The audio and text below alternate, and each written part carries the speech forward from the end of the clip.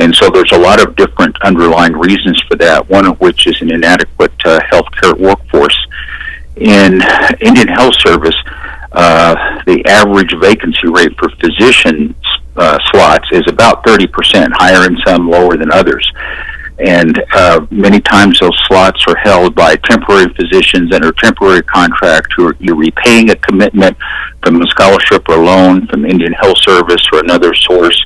And then once their commitment is served, they're back to a different setting, perhaps something that's more palatable for them, usually non-Indians. Now, there are many non-Indian physicians who stay on and take care of Indian people. So we should acknowledge those people because they're providing a lot of quality care for us. But I would say the majority of them are short-timers, and we believe that lack of commitment from people who are not familiar with the culture or not part of the people leads to this transient healthcare workforce and the vacancy rates. And it is our opinion that if we can fill those with Indians, we'll have people that will stay longer and be more connected to the people in our culture. You know, I agree with you. I've been under the care of this tribal system or federal system here for pretty much all my life, and I've kind of noticed sometimes you get a doctor or somebody in there who just, not quite as we say committed as an Indian person would be, a native person. And, I've seen this across the nation and in Alaska, too.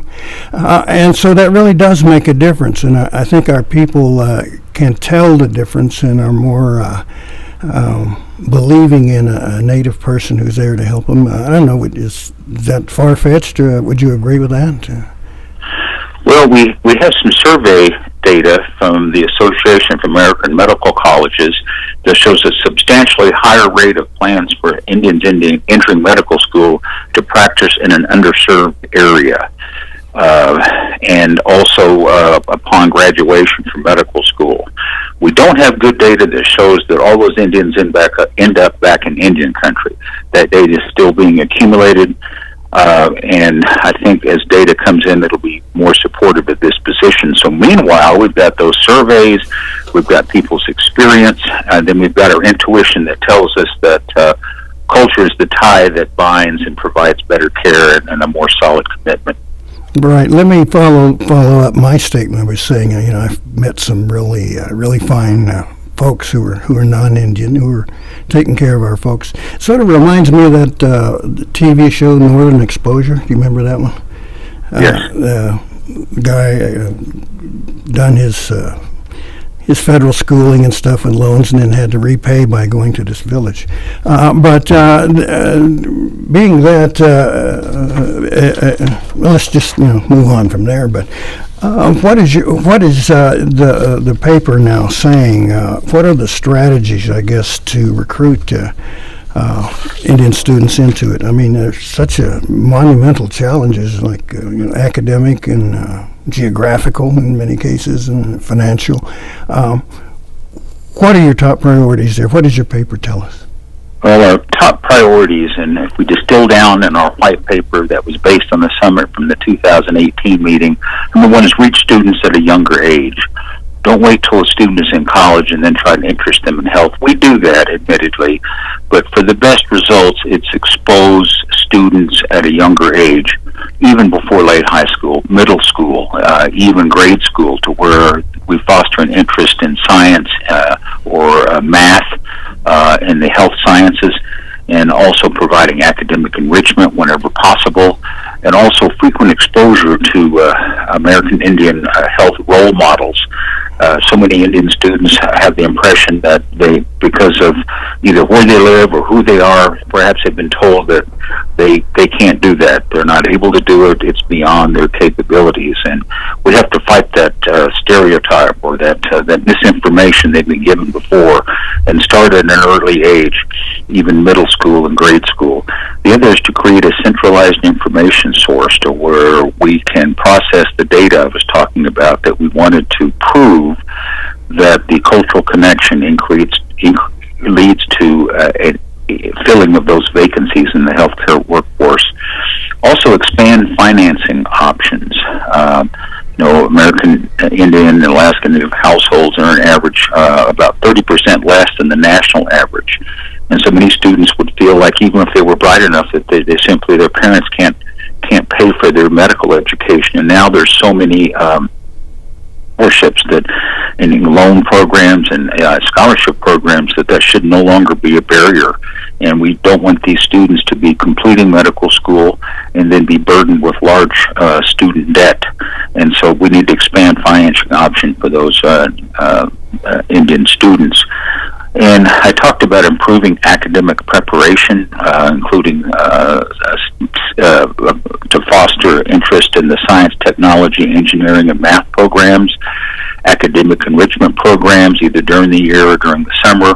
The other thing that we've tried to do in a program we ran this summer was to increase cultural connections. Our students, some of them have a lot of cultural connections. They've grown up immersed in their culture. But we have a lot of Indian students that have no more than a superficial exposure through no fault of their own, and they're thirsty for that. I think the stronger we can create and maintain a cultural connection, the better chance we have of them coming back to Indian country to work and to help our people. And then I think that is the 5 primary things we talked about. And then address social determinants of health is actually number 5. And we're very concerned about adverse childhood experiences that can predict subsequent difficulties, either social dysfunction or substance use disorder. I think that trying to address those and use to the best of our ability will also help these students be able to create a strong path through school with constant exposure to role models as they decide what their path is going to be. And hopefully for us, we hope that we can create an interest in medicine. Now, you mentioned earlier role models, and then again here just a few seconds ago, the idea that there are role models I don't think is too widespread. People aren't really familiar with names or people or some of the accomplishments, but there are a number of men and women who have achieved wonderful things and done several things that are firsts in their field, so to speak. Do you recall any of those? Or are there some situations that come to mind? Well, some of the role models that I had were some of the founding members of Association of American Indian Physicians. One of my mentors was Dr. Everett Rhodes, who was one of the founding members of AAIP and also a previous director of the Indian Health Service and a professor of medicine at the University of Oklahoma. I know he had a substantial influence on my progress, both as a student and also as a resident in medicine at OU.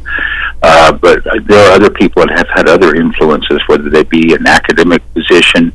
But the fact that they are of native descent has a significant impact because it tells you that you could do that's within your capability, and just being able to see that person thrive, whether it be just in the clinic, whether it be in leadership role, or that as a family physician, or all things that are reinforcing. If you've ever had any doubts about yourself, you remember your mentor, and that helps you remain centered that, yes, I can do this. Right. There are situations that you can point to and say, yes, they achieved it, you can do it too, right? Now, I guess part of this and central to your study here was, of course, reaching students at a younger age, and ties into financing and academic preparation. I can see all of those dovetailing there. Now, you mentioned many situations where an appeal is made to students in a higher grade level, but that's darn near almost too late, isn't it? As you said, you got to get them back down in junior high, so to speak. Well, I would say that if you can start, let's say that if we've been focusing on college students, the next layer to look at is late high school. I wouldn't say that's too late, because at that stage, some students are not even sure they're going to go to college, let alone which field they might go into, or what they would want to major in. And so particularly the sophomore, when they can still change the curriculum and courses they're taking in high school, and perhaps, light a fire to where, this is within your grasp. This is how you get there. You can do it.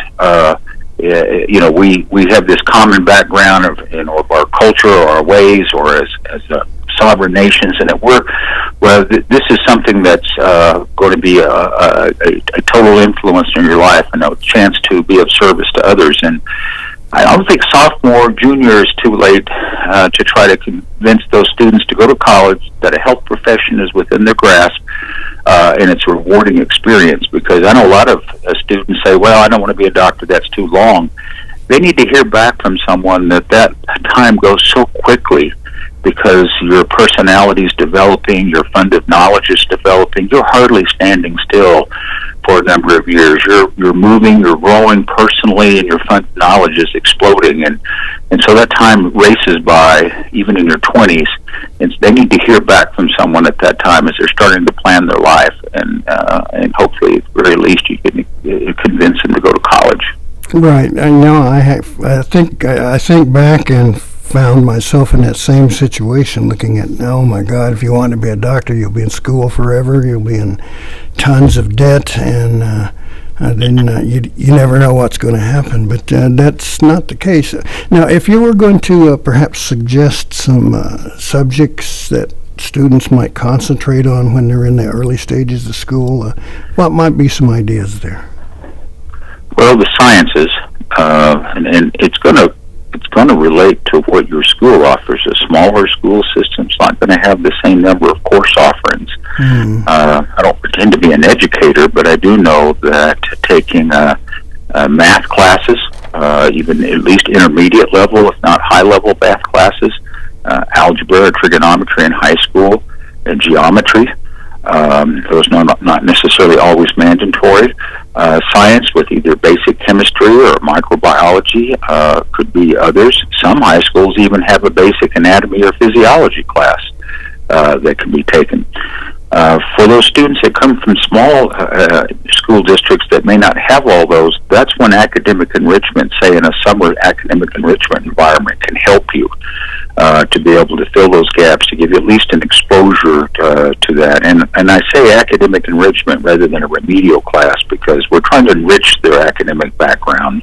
It's not for advanced college credit. It's not to help bring, it's not for basic writing. It's really to help prepare you, because sometimes in high school, people are motivated to take the easiest curriculum that leads to the high school graduation.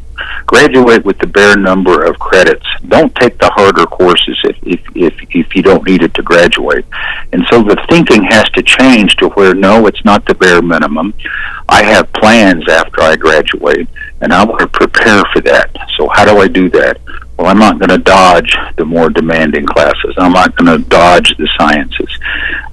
And I'll get some help with that if I need to. Many tribal nations offer tutoring or other educational assistance. So it's a mindset as much as it is anything else. Now, you mentioned several reasons why I became a journalist instead of a doctor. I was terrible at math, things like that. But I like to talk to people, and that's why we're here today. Now, here's something that struck me that I really didn't see in the materials that I looked at. And a lot of these young people are in geographical situations that may make it more difficult. The first thing came to mind, of course, was the Navajo Reservation, where you got huge distances, or Montana, or Alaska. But that situation also exists here in Oklahoma when you get some folks back in the rural areas and where the roads aren't that great and things like that. Make it hard to get back and forth. And another challenge, I think, to your recruitment effort. How are you going to deal with situations like that when kids are in those kind of areas and things? Well, what we're doing, and we really only have the summer to work with for the most part. They haven't moved to the stage of implementing academic enrichment alongside a regular academic school year, but we tried to develop and implemented last year our first summer immersion pre-health camp in collaboration with the OSU School of Osteopathic Medicine, the Indian Health Service, and United Healthcare. We conducted a summer immersion program with 20 students, mostly from small towns, that contained an academic enrichment piece, a very significant cultural exposure, as well as exposure to Indian health policy, historical trauma, that concept, and led to each student's examining their own thoughts about that. And then they also got to shadow healthcare providers at an Indian Health Service facility in Claremore, at 2 urban facilities in Tulsa and Oklahoma City, and a tribal facility up in Pawhuska and Osage Nation. And so we is that enough to make up for 3 years of going to school in a small town? I don't know, but it's a start. And if we can come up with other programs during the year, tribes may also have those same programs in academic enrichment, and that's ideal. I think the next frontier is to be able to develop those programs for those students that can occur coincident with an academic year in a school, so we can see how we can have less immersion, heavy immersion, but more frequent light exposure during an entire year. The challenges facing these young people are enormous, of course, and one of the major obstacles, shall we say, is, of course, financing. You mentioned a number of grants and opportunities and programs, and of course, the student loan burden is a major national topic. Not only just our people, but everyone facing, six-figure loan debts, things like that. And I wondered if you might take a second and recount some of those possibilities that people can Sure. use. Well, two of the big ones that we talk about a lot. The Indian Health Service has an IHS scholarship that basically pays for your tuition fees and living stipend. And after your 2 or 4 years that you've taken that scholarship and graduated and completed your residency, you pay back year for year while working at an Indian Health Service site. You can draw your regular salary, but it pays back your scholarship obligation year for year. So essentially 4 years working at an IHS site, and there are many, to pay back a 4-year, basically full scholarship. The other one that's actually, I think, probably more useful overall is the loan repayment program, where someone who's come out of residency has a large student debt can get up to $20,000 paid back per year that they work at an Indian at a tribal site. It's not just Indian Health Service; it's either tribal, urban, or IHS, and you get paid $20,000 a year towards your student debt. Now, if you got $200,000, that could be 10 years, unless the amount's changed over time. But that's a substantial assistance in having that paid towards that debt every year in your name. And so that's another way. And of course, the goal is to get people to work in Indian country, and hopefully at the end of their obligation, they like what they're doing. They like the people they work with. They've got a connection to the land and perhaps to the culture, and they want to stay there. That's the whole goal of this, but it's also a beautiful way to be able to get through medical school and extinguish your student debt. That's such an important thing now. Personally, a little personal story here. I have just recently had some surgery for repairing a torn rotator cuff, and while I was in the preparation areas and things like that, there was a team that came in to start to administer an anesthetic, and I noticed one of the women was a Native woman, and naturally the connection clicked right off the bat, and I had to know what tribe she was, and we chatted a little bit and found out she was Kiowa and Comanche, and was down from I think Anadarko, Lawton area around there, and she was curious about me, and I'm Creek and Cherokee, and my wife was with me, and who was Ojibwe, and we kind of connected on those levels. Now, can we discount the presence of Native people? Then, how would you describe it? How important is it? Well, I guess at its basic, some people would say, gee, some people want to see.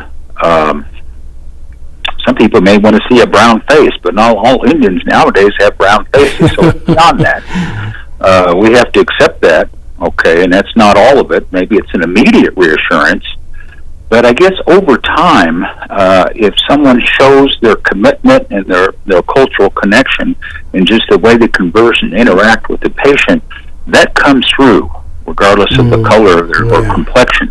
Yeah. And we hope that will come through and will still be able to lead to superior care and more comforting, nurturing care. Now, let me ask you this then. It's kind of perhaps off the subject of your paper and things, but many people, including my family, still have a connection with traditional medicine. You know, the Indian doctors, as we call them. And, you know, we've got some in our family here, and then most folks would swear by them. And, you know, you see the importance of that around different tribes around the nation. Now, how does this program, this white paper, look at that? And if it indeed did, and what sort of respect might be there?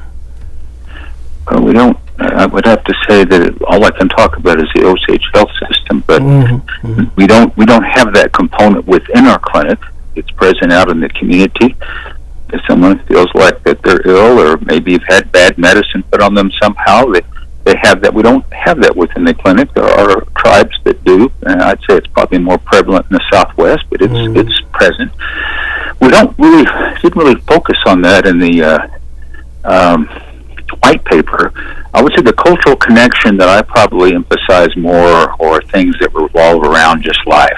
Those rituals or ceremonies we have with birth, with significant accomplishments, and whether the way we address our veterans and take care of our veterans, the ceremonies that we have either related to dance or songs or celebration at certain seasons of the year, including namings. Those are the things that we live with every day, and so I try to emphasize those. Like, for example, this summer immersion camp, some of the things that we had, cultural pieces that are more relevant to Osage country, but other tribes. We had a demonstration, stomp dance, hand game, Indian dice, also drum making, song class, and then we had a sweat ceremony for those students, courtesy of the Citizen Potawatomi Nation's Sweat Lodge in Shawnee. So those are some of the things that we show, but we didn't have traditional medicine as a big part of that. Something I think we could look at working in the future. Right, and that indeed is kind of a specialized field with practitioners that a little harder to come by, I'd say. Anyway, I mentioned that because it's so important, and I've had had it part of my life and things like that. Okay, as we're starting to wrap up here, are there any deadlines or events or opportunities coming up that prospective students should be aware of? Well, right before I get to that one piece, I just would like to acknowledge United Healthcare has been a strong partner with AAIP, both within the summit, with the white paper, and so I want to continue to acknowledge their interest in Indian health and tribal communities. They've been a very strong and solid partner going forward, and so this white paper, they were a solid contributor towards getting it produced and distributed right along with AAIP leadership. But as far as the next immersion camp for us is going to be next summer. We just had the inaugural one. It's usually going to be in early July, so probably 10 to 14 days. This first one was 10 days. But I think probably most of our student programs tend to be in the summer when it's out of school. Like I said, the next frontier is what can you put in during an academic year so as not to interfere with that, to be able to provide that constant contact, to be able to help them lean on that a year. It's a little difficult to have those students for 10 to 14 days and then you don't see them again for a year, or they don't see you again for a year. So in a perfect world, we've got some contact with them during the year, and so that's the next challenge for us. We don't have any other conferences. Our AAIP annual conference will be next August, and the summit, which will be the third summit, will also be next August. At the present time, we don't have any other organized activities with regard to student recruitment or Indians into medicine. Okay, well, in case we've raised the interest of some of our listeners, how would someone get in touch with you if they wanted more information? Well, I can, the Association of American Indian Physicians, again, is officed there in Oklahoma City, and they could be reached. Hold on just a second, and I'll get you that number. Okay. And let me see here. I think that's about... Okay, their number is 405-946-7072. And that would be the best place to find out about any current or future programs. Okay, and if someone wanted to take a look at this white paper, how would they obtain that? Well, we're just getting ready to put that out within the next 3 working days, and there will be a press release coming out, and we will have a hyperlink at the AAIP.org website. Marvelous. Well, Dr. Ronald Shaw, thank you so much for this informative chat we've had. Perhaps we'll cross trails in person and continue at some point. Thank you so much for making some time for us, and thanks to folks at United Healthcare. And as I say, whenever you're in Creek Country over here, drop by. My pleasure, Gary. Thank you. Okay, Mado. This is Dr. Ronald Shaw talking about strategies for recruiting Indian students. We'll take a short pause here, and we'll have folks from our language departments come in, and we're going to talking about in Mvskoke.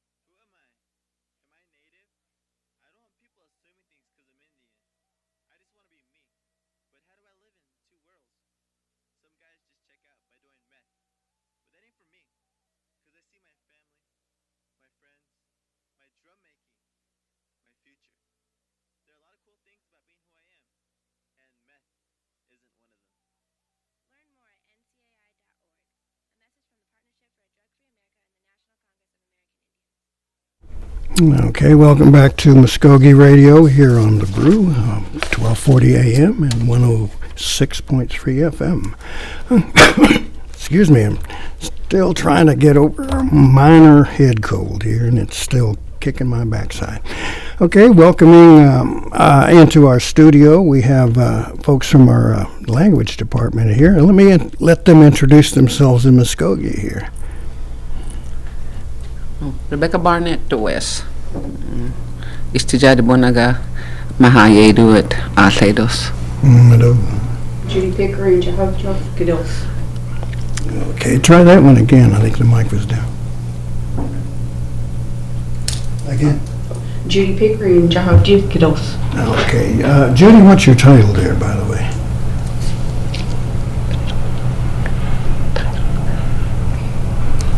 Your title.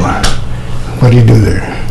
I'm with her. I'm with the Eufaula Canadian Tribal Town organization. Yeah, that's what we were after. Well, thank you all for coming in today. We appreciate you making time. The language folks have always strived to tackle a monumental task, and that's to teach more of our people our own language. Now, first of all, perhaps, Becky, you could take a real quick second there and give us kind of a capsule idea of what the language department's all about. Our task, well, our main job is we want to save the language. In our tribe, we've been told, and the guesstimate is 200 to 500 speakers left. And if you look at the ratio of how many tribal members we have and speakers left, I figure we're in danger. The language is in danger, and that's one of our tasks that we decided to take on. Yeah, now, in the course of my career, I've done reports on tribes who have lost the last of their speakers. Of course, most of them on the East Coast are gone, except for the strength of the Mohawks and some of those folks. But also across the nation, Bandans up in Alaska, the Kanaitse, they've all lost their last speakers. I mean, that's gone. And what they say, extinct means just that, It's absolutely gone. Judy, how do you see your task? What is your mission, so to speak? With our mission as a tribal town, we are concerned, like Becky has stated, about preserving the language. With a lot of our events that we have, we try to include all a cultural part of the Mvskoke people. And working with the language program, we're a partner in a lot of our events. But we want to make sure that the language, the preservation of the language, is there, and we do have opportunities where people can come, and sit in on some of our classes that we have. Let me toss this question out for either one of you.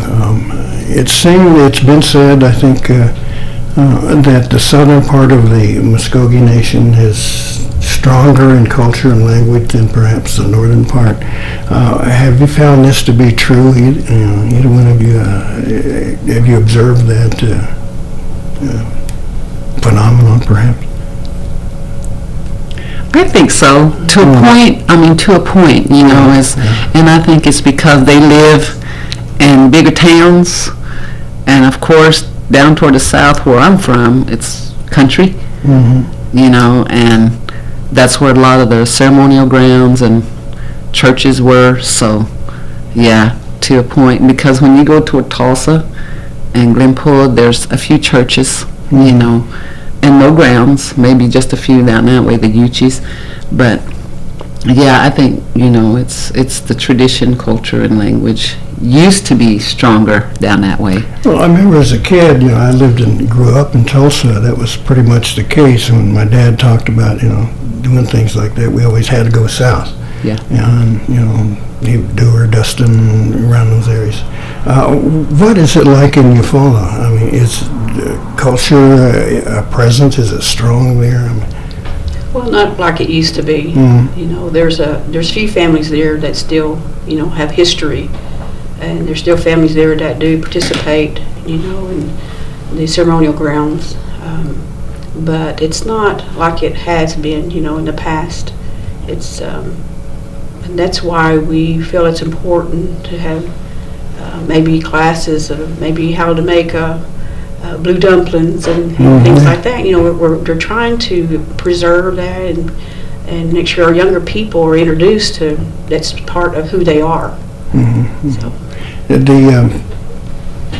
The department has become personally more important to me as I try and relearn, and I still am a beginner. I mean, there's no question about that. But all of a sudden I find myself making connections, and I try and share them with my wife, who's Ojibwe, and she's interested in what's going on, stuff like, how to say fry bread, the important stuff there. And among our staff at Mvskoke Media, we toss about Mvskoke language a little more than we used to, I think, just for that.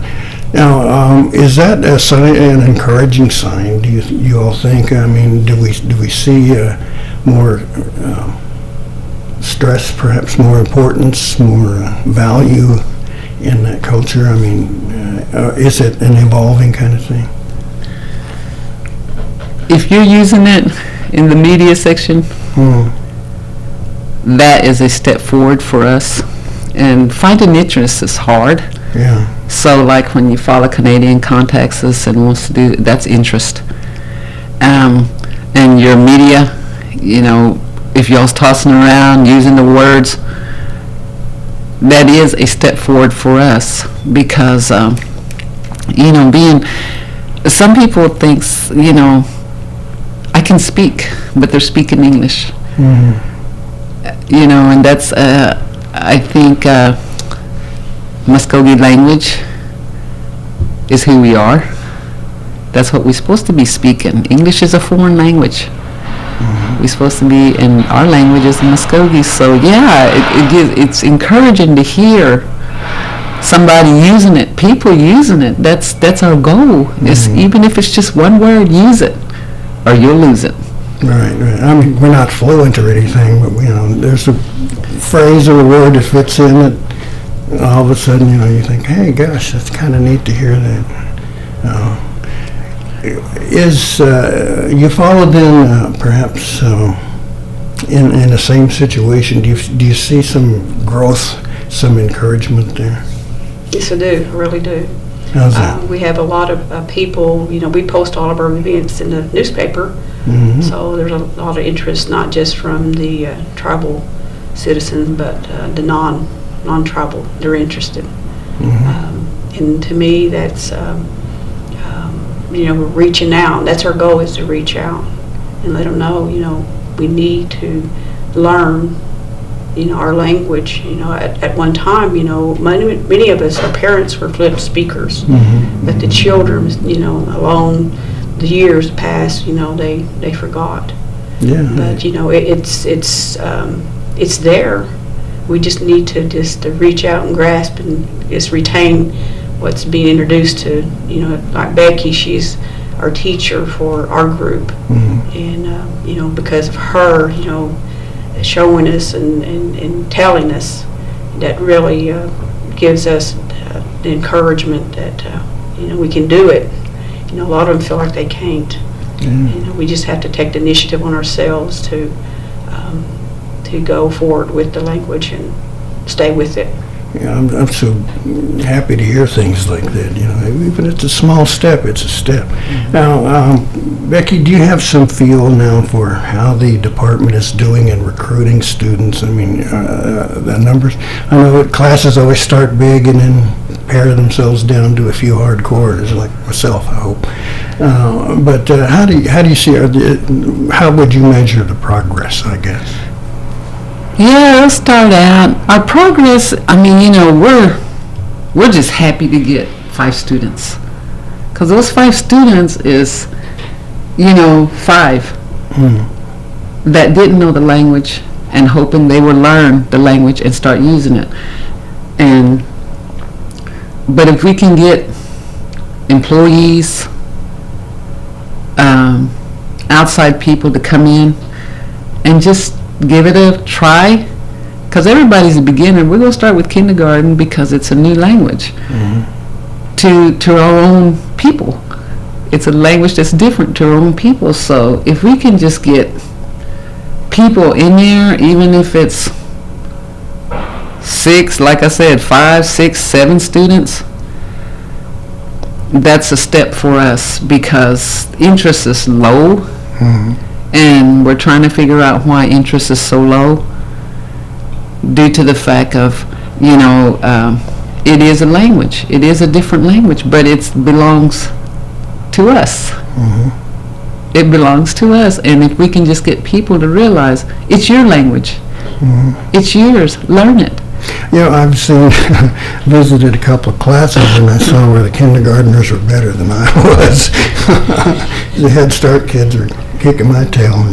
Now, we've got a couple of things coming up in later this month and into September, where you will take this effort out into the communities and sort of kind of test abilities there and reward the progress, if we will. First of all, you've got a language council meeting on August 24th in Eufaula. Can you tell me about that, Jane? Basically, with the Language Council, we are in partnership with the language program, and they will be coming down and sharing with us words on, I think it was birds. That says wild and domestic animals here. Honkers and supernatural creatures. Yeah, that's the list of information that will be given to participants who are attending that day. We just want to get things, just cover different topics of words.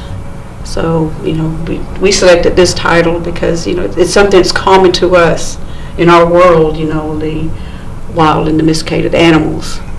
As far as the honka part, we all know about that. Yeah, it can get a little scary that I think, but it's really neat to to learn to simple stuff like Ifa, Bozi, Fuswa, and I've actually shared those with my wife now. Good. She picked up a kitten. She adopted a kitten, and it became Bozaji. Good. I am happy to hear that. Yeah, but it's Bozi Taco now, though. That's good. So now he's using that, and that's what it takes. Yeah, and I think the other one, and I'm not sure the pronunciation was playful. Abanada. To play, yeah. Now see, that's what I'm talking about. You use it, and before, did you know any words at all? No. Exactly. Exactly. And right now, with you, no one knows, and that goes for Judy and Eufaula Canadian people that didn't know a word, and if they learned that word, that's probably more than a lot of our citizens know. And if they can just come in and that kind of, to me, encourages people too. Okay, there's a word, cat. That just sounds so plain in English, but when you say it in Mvskoke, Borshi, Borshi. Cat sounds boring. Borshi sounds a little different. And if people can just realize that, our language is pretty. It's unique. So is that cat. So is the cat. Now, the event you've got on the 24th at Judy is open to everyone? Yes, it is. It is. And I'm so thankful for the Language Council, for the tribal program to come and be part. They're the one that has these language councils. They go to different communities, and we've always asked that we'd like to be included as one of the communities to come and bring the language council to our area. So it is open to the public, and we encourage bring your children. Yes. Bring your children to this. It's really interesting, and it's fun because we're together.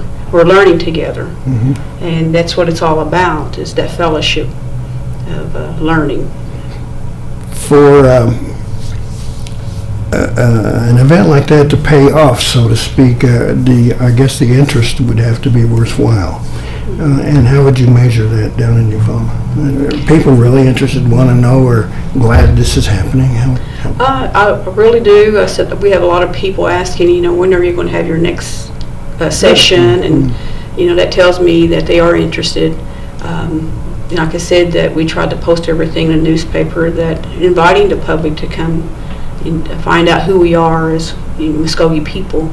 This is our language, and we want them to share, be in part with us, to share the information that's given, because they too can speak to them another language for them. It would be another language for the non-Indian. Right. Vicki, the department actually travels around to several locations around Creek Country. Can you give me an idea of how big that effort is? I mean, how many towns, perhaps, or students, or things like that? Oh yeah, we've had quite a bit.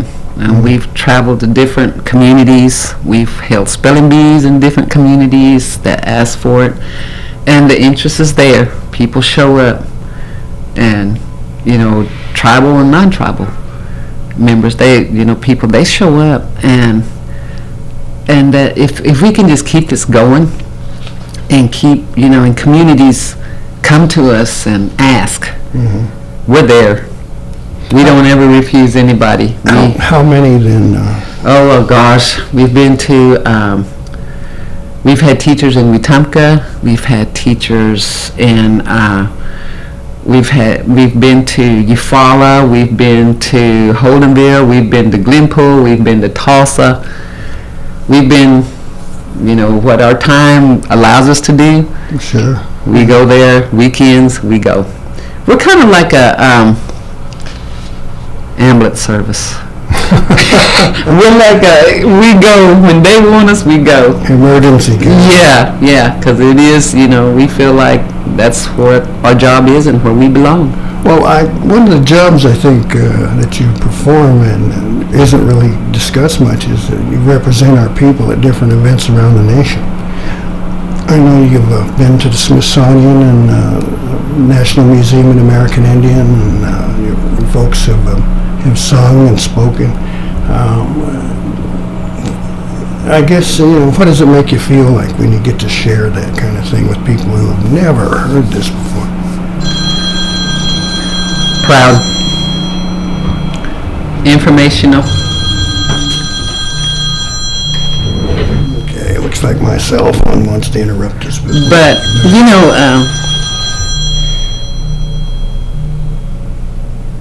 I let them know that we're still here. Mm-hmm. I had to go to Arkansas and do a presentation, and I let them know that we're still here. We survived. Mm-hmm. We went through their country. We made it through Arkansas and into Oklahoma, and we're still around. I've had questions like, do y'all still live in teepees? And I'm You like, should have said, yeah. and I said, no. We live in homes just like you do. We have microwaves, we have everything, but we're a little different. We have a different language, we have a different culture, we have different traditions than you do, but we're still here. And that sometimes that's kind of a shocking question. Yeah. You think, good Lord, where have you been? Yeah, but that's like saying, just like you said, some people are really, they don't really know about us. And that's what the language does when non-tribal members come into these language councils and stuff. Mm-hmm. That's showing them that we're around. Well, let me ask you a question that's related to that. Again, in sharing our culture with folks who have never heard it before. Like when you were at the Museum of the American Indian, with so many native cultures there, and then you got this crowd listening to you singing Mvskoke hymns or perhaps demonstrating something. Did you get any comments from those people who live up there, the residents there? Did they ask you much? Mostly we heard, oh, how beautiful. Mm. How beautiful that sounds. That was the comment, and where did these songs come from? Where did your people come from? Mm-hmm. So yeah, it was more or less like, oh, those are beautiful. And it is. Yeah. It is. Unique harmonies and things. Yes, it is. Okay, well, let's move on to this second little item we had here. It was a spelling bee. I understand this is like the fifth one that's you put on down in Eufaula, is that correct? Yes. What's that all about? Basically, whenever we were thinking of ways to include our language, and we come up with the thought of a spelling bee. Mm-hmm. So I've never heard of a spelling bee in native languages. Mm-hmm. We got together and as a group, and we did come up with how we're going to present this and the rules and procedures of how we're going to carry it out. So the first year, it went good, but the attendance, the entrance, I guess to me, they felt like they didn't have confidence in themselves that they could do a spelling bee as individuals. Excuse me. But people are hearing about the spelling bee, and they're becoming interested. because I told her it's fun. It's really fun. I said that if you make a mistake, you make a mistake. There's no penalty against you, for making a mistake. Mm-hmm. That's how we learn. We learn by listening and saying. And with these words, it does give individual confidence of the language, how important it is. Because we do have a lot of fluent speakers that cannot spell and they cannot write it. So with the spelling bee, you're learning along the way, and you're writing, and also you're listening to each word. And when by you listening, you're able to spell it out and create. Are they hard words? Not really. We have a list that we go by. In the language program, they have the list ready for us. Okay. I could probably sneak by with something like dog, Yeah. A-fee, Very good, very good. Very good, okay. Bosey, And we do have a word list that we give to people who are interested in participating in the spelling bee. We have a word list. You just have to study, and we do have a first, second, third place. Oh, yeah, monetary. yeah. Let's mention that. I mean, there's gas money there, folks. And it's not bad either for knowing your own people's language. And I understand there's a meal that goes along with it. Right. Okay, now if someone was interested in participating in that event or the council meeting, how would they get in touch with you? You can contact Eufaula Tiger. Information that we have for the study guides and rules, he would be able to mail that out to individuals who are interested. And that number is 918-457-6671. We'll be sure to get the study guides out to the individuals who are requesting, and we welcome everyone to come join us. Okay, Madam. I know, Becky, if someone was interested in participating in a class, either beginner or perhaps a little more advanced, how would they get in touch with you, and what's the procedure? Just show up. Show up. No procedures, nothing hard. All you have to do is show up at our office 12 to 1, 5 days a week. You'll either hit beginner or intermediate. So just show up. That's all you have to do. Just show up. And I go to those classes, and I can honestly say they're very relaxed and easy listening and learning situations. Okay, what's the phone number again there?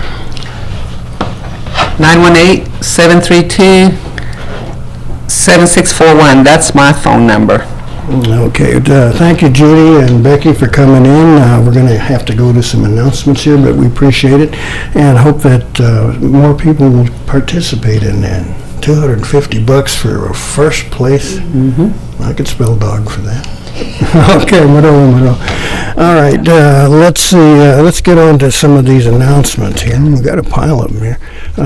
First of all, Wednesday's the last day for the latest heat wave. You got to be careful out there. The worst conditions are along the lower Arkansas River in west central Arkansas. It'll knock you down if you're not careful, folks, so please stay hydrated, watch your heat, and take care of yourself. Muskogee Nation Youth Council presents the Youth Vote Candidate Forum. That's on August the 24th from 2 to 5 at the Okmulgee Community Center here in Okmulgee with light refreshments, 549-2557. Okay, the Mvskoke Creek Nation's Pink Party is coming up, the 17th Annual Pink Party, Breast Cancer Awareness. That's Tuesday, October 29th. You got a bit of a wait there. It'll be at the Glenpool Conference Center, and you might want to check that one out. Okay, and next week, and coming up soon, is the Diabetes Awareness Summit. We'll have some guest speakers from there coming in to talk about us, but that summit annual event will be taking place on September 4th, also at the Glenpool Conference Center, a nice place to go, with a full schedule of events and participation and even lunch, fun. And you can even learn to dance the bachata from our former co-host here, Mr. Darren DeLon. Okay, well, I think that's probably everything we can do. Again, the Mvskoke Spelling Bee, September 7th down in Eufaula, and their council meeting on August 24th, also in Eufaula. Good reasons to go down to Eufaula. So we want to thank you so much for being with us here today.